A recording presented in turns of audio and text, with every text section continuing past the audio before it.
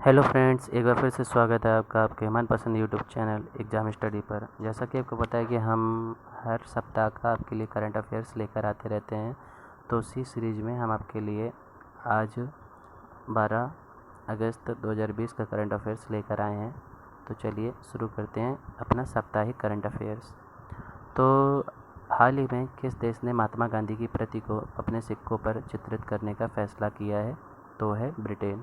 जैसा कि आपको पता है कि ब्रिटेन ने अभी हाल ही में अपने सिक्के लॉन्च किए हैं, जिनमें उन्होंने महात्मा गांधी की फ़ोटो को लगाया है, महात्मा गांधी की प्रति को उन्होंने अपने सिक्कों पर लगाया है।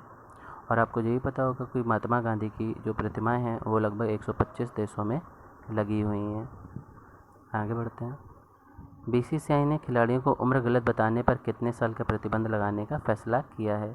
तो बीसीसीआई ने अपने खिलाड़ियों को अपनी उम्र गलत बताने पर 2 साल का प्रतिबंध लगाने का फैसला किया है। जैसा कि आपको पता है, अभी कुछ दिनों पहले ही शुभमन गिल भी कम उम्र बताने के चक्कर में फंस चुके हैं।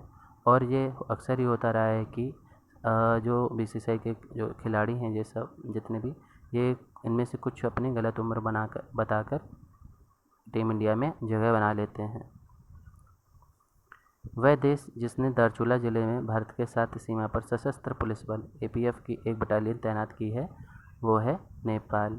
नेपाल ने अभी धारचूला जिले में भारत के साथ सीमा पर सशस्त्र पुलिस बल एपीएफ की एक बटालियन तैनात की है। जैसा कि आपको पता है, पिछले कुछ दिनों से नेपाल में और भारत के में अशांतिपूर्ण माहौल है, क्योंकि नेपाल जो है भारत के कुछ हिस्से को अपने उस पर नक्शे पर दिखा रहा है।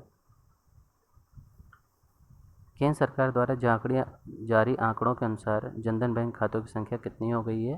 तो हो गई है 40 करोड़। जैसा कि आपको पता है कि अभी लॉकडाउन में सरकार ने जनधन खातों में 500 रुपये भेजने की घोषणा की थी, तो उसके बाद से जनधन खातों के खुलने की दर जो है वो बढ़ गई है। तो इसीलिए अभी जब केंद्र सरकार ने आंकड़े जारी किए तो उसके अनुसार जनधन बैंक खातों की संख्या 40 करोड़ हो गई है। हरियाणा पंचायत चुनाव में महिलाओं के लिए 50% सीटें आरक्षित कर दी गई हैं।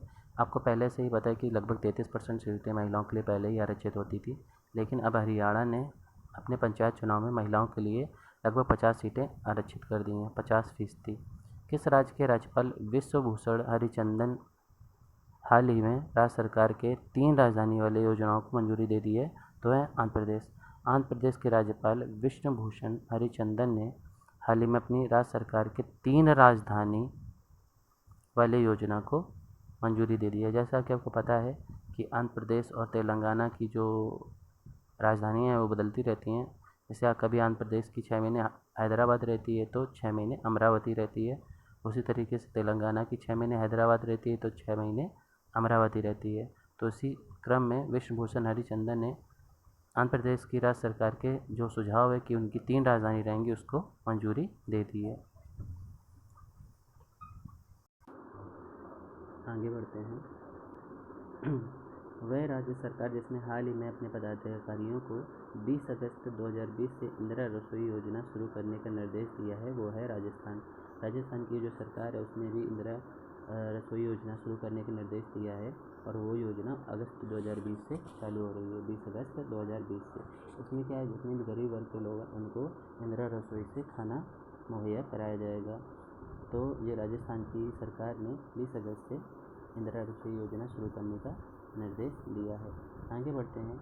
सिंगापुर स्थित एक गैर सरकारी संगठन यानी कि जिस NGO alliance to end plastic waste आगामी 5 वर्षों में प्लास्टिक अपशिष्ट को कम करने हेतु किस देश में 70 से 100 करोड़ मिलियन अमेरिकी डॉलर निवेश करने की योजना बना रहा है? तो वो है भारत में। भारत में एक NGO है alliance to end plastic waste. ये कंपनी है या ये एक संगठन है, गैर सरकारी संगठन। ये आगामी 5 वर्षों में प्लास्टिक अपशिष्ट को लगभग कम करने हेतु भारत में 70 से 100 मिलियन अमेरिकी डॉलर निवेश कर रहा है। आगे बढ़ते हैं। हाल ही में केंद्र सरकार ने चीन की सीमा से लगे किस राज्य के गाँव में पर्यटन को बढ़ावा देने का निर्णय लिया है? तो वह उत्तराखंड। जैसे कि आपको पता है, उत्तराखंड में पहाड़ियाँ हैं और उत्तराखंड के राज्य में देहरादून है। उत्तराखंड में ही मंसूरी है। तो वहाँ पर केंद्र सरकार ने चीन की सीमा से जितने भी राज्य के गाँवों को लगे हैं वहाँ पर पर्यटन को बढ़ावा देने का निर्णय किया है कि जिससे उनका पर्यटन विभाग बढ़ सके। हाल ही में किस राज्य सरकार ने एक मास्क अनेक जिंदगी जन जागरूकता अभियान का शुभारंभ किया है? तो मध्य प्रदेश की सरकार ने अभी एक मास्क अनेक जिंदगी जन जागरूकता अभियान का शुभारंभ किया है कोरोना के चलते। मध्य प्रदेश के जो मुख्यमंत्री हैं वो हैं शिवराज सिंह चौहान, जो खुद अभी कोरोना से पीड़ित हो चुके हैं। राजस्थान सरकार ने हाल ही में अति पिछड़ा वर्ग को राजस्थान न्यायिक सेवा में कितने प्रतिशत आरक्षण देने की मंजूरी दी है? तो राजस्थान के मुख्यमंत्री जो हैं वो हैं अशोक गहलोत। उन्होंने अभी हाल ही में अति पिछड़ा वर्ग को राजस्थान की जो न्यायिक सेवा यानी फीसेस वगैरह होती हैं उसमें लगभग 5% आरक्षण देने की मंजूरी दे दी है। हाल ही में किस राज्यसभा सांसद का 64 वर्ष की उम्र में निधन हो गया? तो अमर सिंह का,